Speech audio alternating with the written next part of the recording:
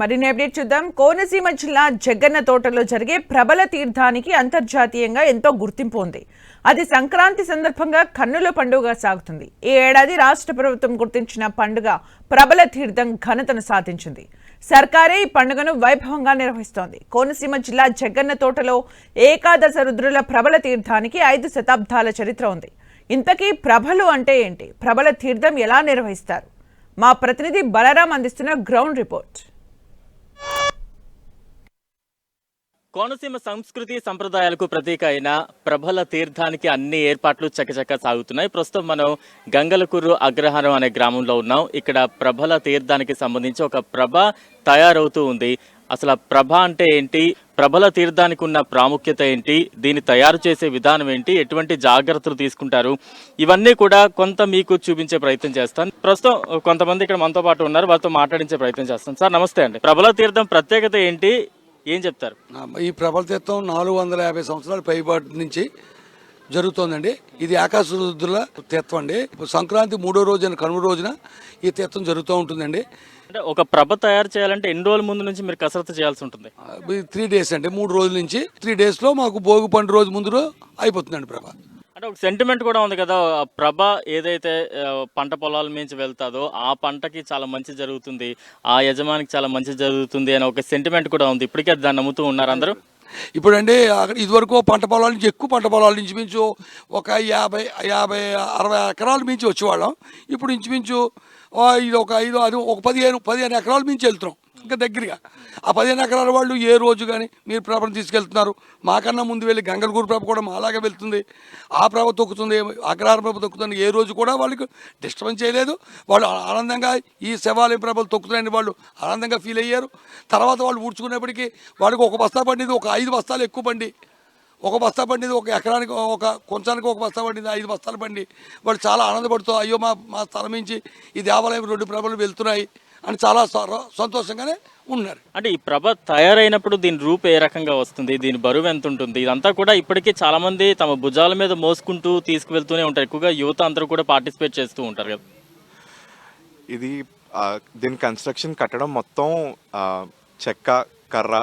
ఇందులో మెయిన్ ప్రభ స్ట్రక్చర్లో మెటల్ అనేది ఎక్కడా వాడరండి. ఇంతకుముందు 450 సంవత్సరాల క్రితం నుంచి దీని హిస్టరీలో ఎలా అయితే కడుతున్నారో ఇప్పుడు కూడా అలాగే సేమ్ కన్స్ట్రక్షన్ మెథడ్స్ అండి. మెటీరియల్స్ కూడా అవే. ఏమైనా తాడు అది కొంచెం మారుండొచ్చు, కానీ అదే మెటీరియల్స్ ప్రతి సంవత్సరం కొన్ని కొత్తవి కొన్ని పాతవి మారుస్తూ ఉంటారండి. కొన్ని పాతవి అయిపోయినవి తీసేసి కొన్ని కొత్తవి పెడుతుంటారు.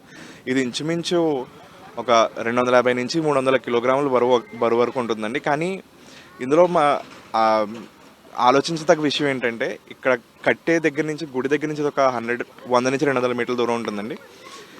ఇక్కడి నుంచి గుడికి తీసుకెళ్లేటప్పుడు ప్రభని ఒక 10-15 మంది సులువుగా తీసుకెళ్ళిపోతారండి. కానీ ఒకసారి స్వామివారిని అమ్మవారిని దీని మీద కూర్చోబెట్టిన తర్వాత కనీసం 40 నుంచి 50 మంది దీన్ని ఎత్తవలసి వస్తుంది.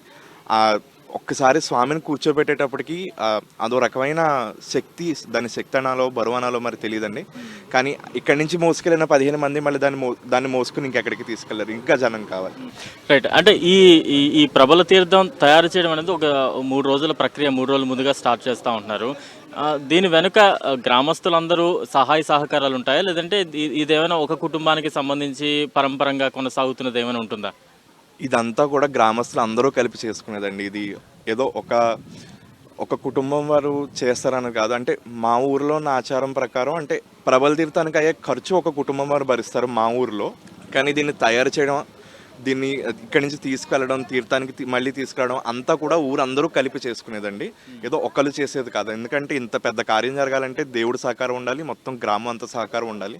ఏదో ఒకళ్ళు అనుకుంటే అయిపోయే విషయం కాదండి. ఓకే. అంటే ఈ ప్రభ తయారు చేసేటప్పుడు ఎటువంటి జాగ్రత్తలు పాటిస్తారు, ఎంత నిష్టగా ఉండాల్సి ఉంటుంది, ఏమైనా నియమాలు ఏమైనా ఉంటాయా? ఇది తయారు చేసేటప్పుడు తాళ్ళు అవి కట్టడానికి కాళ్ళు పెట్టి దాన్ని గట్టిగా బిగించి కట్టాలండి.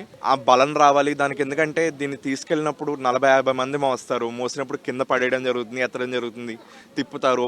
బ్యాలెన్స్ అది ఉండడానికి చాలా గట్టిగా కట్టాలండి. తాళ్ళు మీరు చూస్తున్నారు.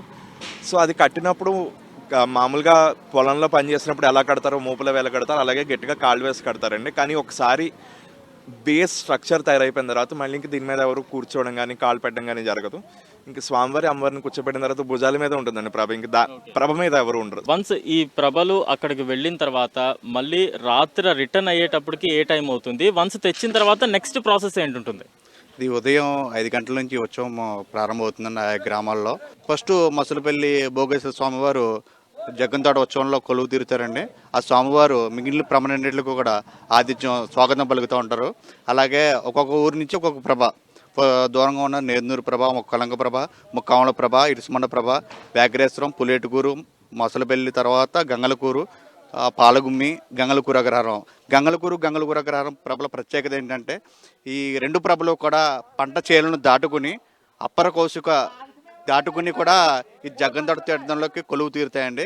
ఈ రెండు ప్రభలు కూడా పంట చేయాలని కాలువ దాటే దృశ్యాలు కూడా చాలా చెప్పుకోవాలండి. రెండు కళ్ళు కూడా చాలవు. ఈ ఉత్సవాన్ని చూడడానికి దేశ విదేశాల నుంచి కూడా చాలామంది భక్తులు ఈ ప్రాంతానికి చెందిన వారు కూడా ఈ తీర్థానికి చూడడానికి ఖచ్చితంగా వస్తూ ఉంటారు.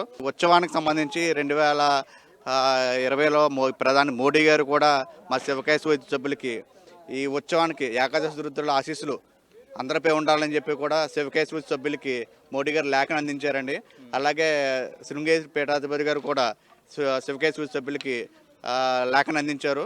ఈ ఏడాది రాష్ట్ర ప్రభుత్వం జగ్గంతోట ఉత్సవాన్ని రాష్ట్ర ప్రభుత్వం పండుగ గుర్తించారు. ప్రకటించిన సీఎం గారికి, అలాగే డిప్యూటీ సీఎం పవన్ కళ్యాణ్ గారికి, సీఎం చంద్రబాబు నాయుడు గారికి కూడా ప్రత్యేక ధన్యవాదాలు. ప్రభల తీర్థానికి రావాలి, ప్రభల్ని చూడాలి, దర్శనం చేసుకోవాలనేది తమ ఒక సెంటిమెంట్ గా భావిస్తారు. అది అలా చేయడం వల్ల తమ కుటుంబ సభ్యులకి కావచ్చు, తమ ఏ రంగాల్లో ఉన్నా కూడా వారందరూ కూడా దాంట్లో మంచి అభివృద్ధిలోకి వస్తారు. ఎటువంటి ఆటంకాలు లేకుండా దేవుడు తమని చల్లగా కాపాడుకుంటాడనే ఒక నమ్మకం అయితే ప్రతి ఒక్కరిలో కనిపిస్తూ ఉంది. కెమెరామ్యాన్ చైతన్యతో బలరాం, గంగలకుర్రు అగ్రహారం గ్రామం నుంచి.